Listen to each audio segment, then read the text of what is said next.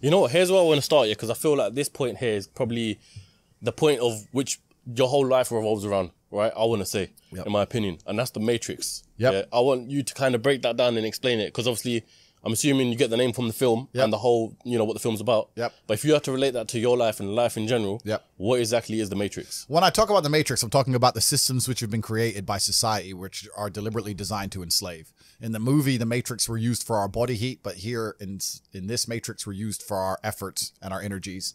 And you're existing inside of a system which is deliberately rigged to make the rich richer and for the poor to stay poor. Yeah. And you can sit there and get upset about it. You can sit there and cry about it and say the system needs to change, which is what some people do, socialists, XYZ. But I think I know that's a waste of time, right? That's futile. The best thing to do is to understand the rules of the game and find a way to win. So yes, the game is rigged. Yes, the rich are always going to get richer. Yes, the poor are always going to struggle. And that's the way the game is set up. So you still need to find the best move on the chessboard. There's no point sitting there saying, I want to play a different game, because that's never going to happen. Because the people with the money are the people who have the control and they have the power. And why would they have the game set up any other way? Why would they change it? Right?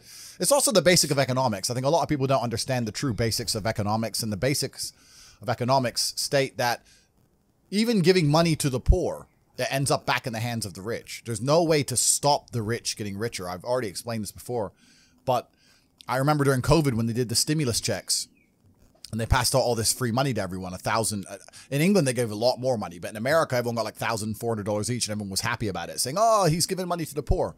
Yeah, but what do those poor people spend that money on? They either, well, Amazon stock tripled because they all went to Amazon. So Jeff Bezos got richer, right? But the fact is that there's less companies than there are people. All those $1,400 checks amongst all those people at the bottom ended up in the hands of a few companies.